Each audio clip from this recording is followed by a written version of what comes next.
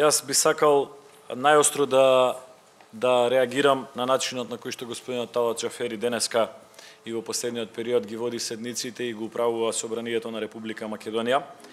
Прво сакам да ви кажам причините зашто е нервозата која што господинот Талат Џафери ја наметнува врз работата на собранието. Прво, очигледно е дека нити тој нити парламентарното мнозинство не биле свесни и не го виделе членот 8а од изборниот законник со кој што се ставаат во мирување сите вакви постапки. Имајќи ја напамет одговорноста спрема своите политички партии и спрема владата како иницијатори за разрешување на Марко Зврлевски, кој што во конкретниот случај е ирелевантен како тема, господинот Талат Џафери и парламентарното мнозинство свесно влегуваат во кршење на изборниот законник. А тоа обвинување го префрлаат на нас. Се заради тоа што не го виделе овој член од законот. Зашто сами се одговорни и си носат одговорност пред владата, пред своите партии и така натаму и пред граѓаните. Второ, што нас ни станува јасно е дека и господинот Талат Џафери и парламентарното мнозинство се обидуваат на секој возможен начин во собранието да се разговара за било што, освен за трите клучни политички теми во моментот. Трите клучни политички теми во моментот се: прво, неуставниот закон за јазици; второ, националната стратегија за населување на мигранти во Република Македонија, со која што владата предвидува и делење на државјанства, и вработување, и социјални пакети, и изградба на мигрантски кампови; и третата е штетниот договор кој што владата го склучи со Република Бугарија и се откажа од македонското малцинство во Бугарија, се откажа од многу позиции кои што значат зачувување на државниот и национален интерес. Од тука, оваа нервоза која што се наметнува во собрание, ние апелираме да заврши ден поскоро. Доколку некој нема капацитет да се носи со својата одговорност, треба да биде свесен за тоа.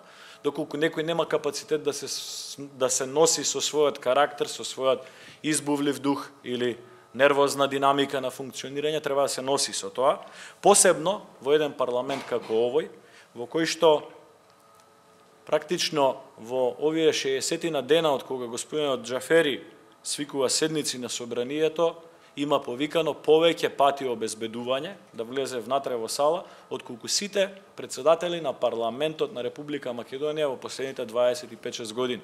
Од времето на господинот Старова, Минчев, Андов и така натаму до последниот председател Трајко Велјановски.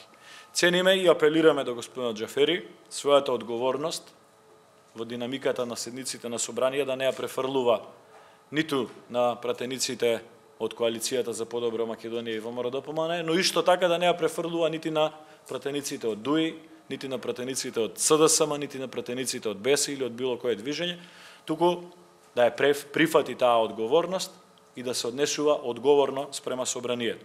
Тој е само еднаков на сите други 119, заради тоа што за секој од 120 пратеници во ова собрание стои еднаков број на граѓани со целосен легитимитет и легалитет во постапувањето.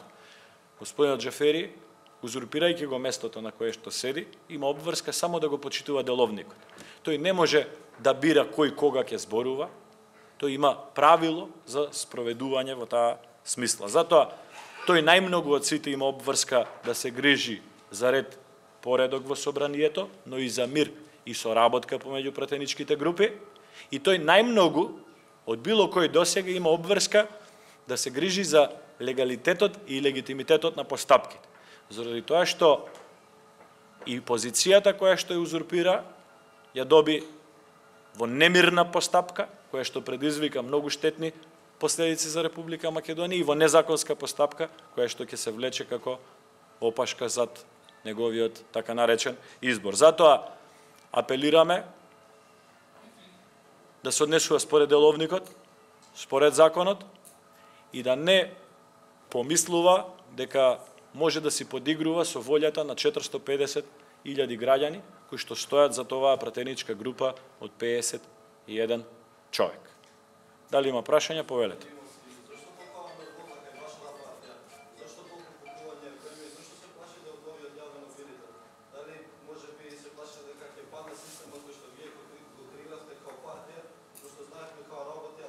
Се реши под Да.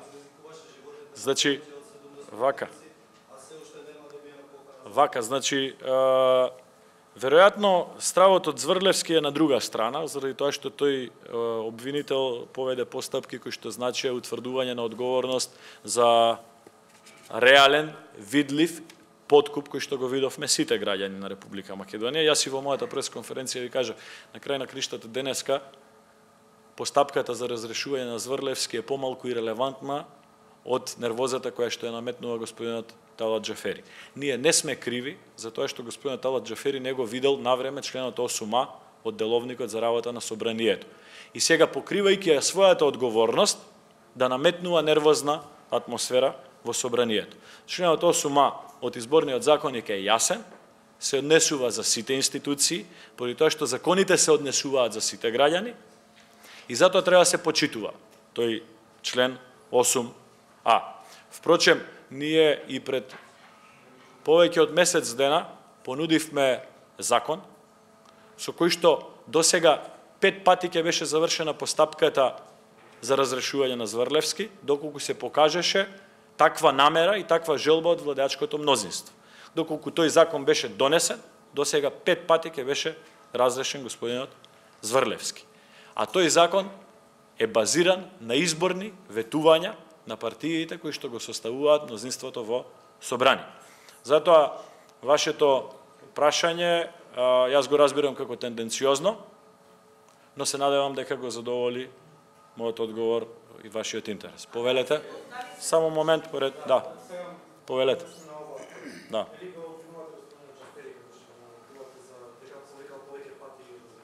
Од било кој председател од времето на Старова досега. Од било кој председател досега. Господинот Џафери веќе... Да. Така. Видете. Добро, јас кажав дека ова е негов трети или четврти пат да го прави истото. Се надевам дека нема да дојдеме до ситуација во која што вие алармирате и подсетувате. И затоа на ваков начин реагираме на време. Повелете, Сонја.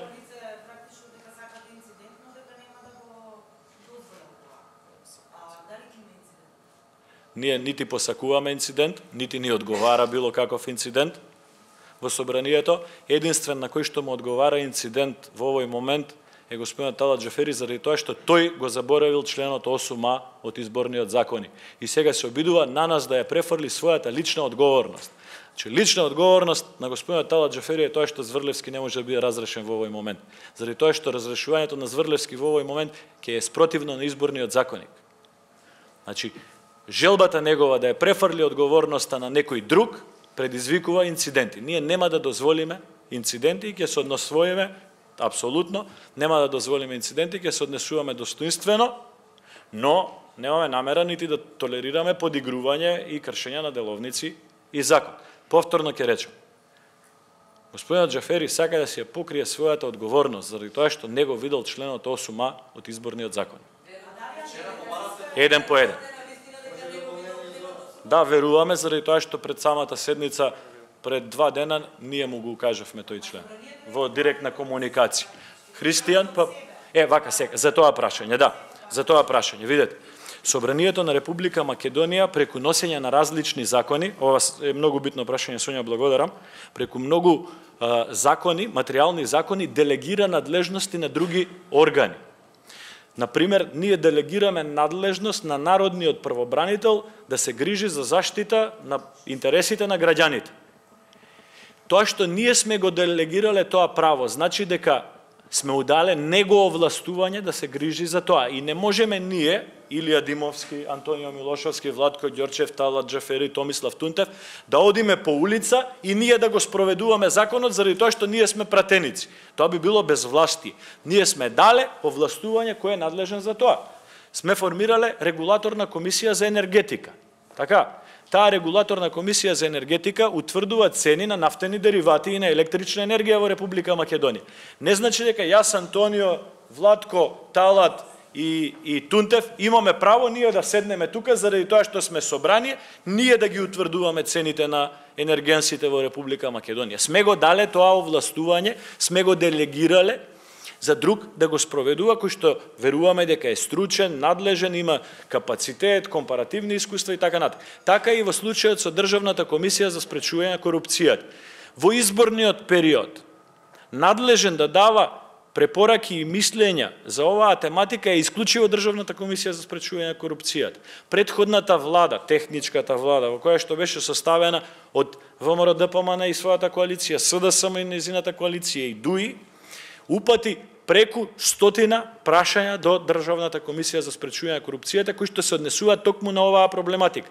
И во тоа мислење кое што беше дадено за минатите избори, Државната комисија вели дека секоја постапка за разрешување или назначување на функционер не се спроведува во периодот кога се распишани изборите. Впрочем, Сонја, зошто владата брзаше во саботата да ги разреши и да ги назначи сите возможни функции во оваа држава кои што зависат од влада? Заради тоа што владата била свесна за законското ограничување и го испочитувала тоа. Но важи и за собрание. Никаде, за сите, не може, ве молам, сега, ако сте како адвокат на господина Талат Џафери, во ретно да се докаже. Но, со законот, членот 8а, кој што е донесен во тој дел 2015 година, како консензуално решени, не прави и не дели ниту влада, ниту собрание, ниту локална самоуправа, ниту агенции, ниту регулаторни тела, ништо се однесува за сите апсолутно. Впрочем, ако има дилема, се обраќам на 20 новинари кои што го имаат чувството дека има дилема. Ние во текот на вчерашниот ден доставивме писмо до Државната комисија за спречување на корупцијата, која што е единствено надлежна за оваа постапка. Тоа писмо се погриживме да го добиете како медиуми и ако има проблем ќе ви го доставиме и денеска. И чекаме Државната комисија за спречување на корупцијата да се произнесе по тоа барање. Ние уште во текот на понеделникот дадовме коректен предлог до господинот Џафери. Коректниот предлог беше додека стигне мислењето од антикорупцијска комисија, нема потреба собранието да оди на одмор, тука сме, ќе работиме, но има други теми кои што треба да се зафатат. Побаравме итна седница за пожарите, нема. Побаравме итна седница за депонијата во Струга, нема. Побаравме итна седница за договорот со Бугарија, нема. Поднесовме закон за продолжување на породилно отсуство, нема. Поднесовме закон за зголемување 5% на плата на војска, на полиција, на здравство, на образование, нема. Поднесе господинот Панчо Минов и група на колеги закон за извршување со кој што требаше ги ослободиме од огромните давачки граѓаните кон извршителите. Нема, ништо тоа не е дојдено на дневен ред. Ниту една наша точка не е дојдена на дневен ред. Велиме, дајте во тие 2, 3, 5 дена додека даде Државната комисија за спречување на корупцијата, да работиме на сите отворени седници, сите отворени прашања во ова собрание, штом дојде мислењето од Државната комисија за спречување на корупцијата, веднаш да постапиме согласно тоа мислење. А ако Државната комисија каже дека собранието може да постапува, веднаш ќе продолжиме без никаков проблем. А ако Државната комисија каже не може да постапувате во ваков период, тогаш собранието оваа седница треба да продолжи на 16 октомври без никаква дилема. Сонја, поради тоа што влеговме во диалог, Сонја нека каже, па Христијан и потоа ќе продолжиме. Да, благодарам. Повели Сонја.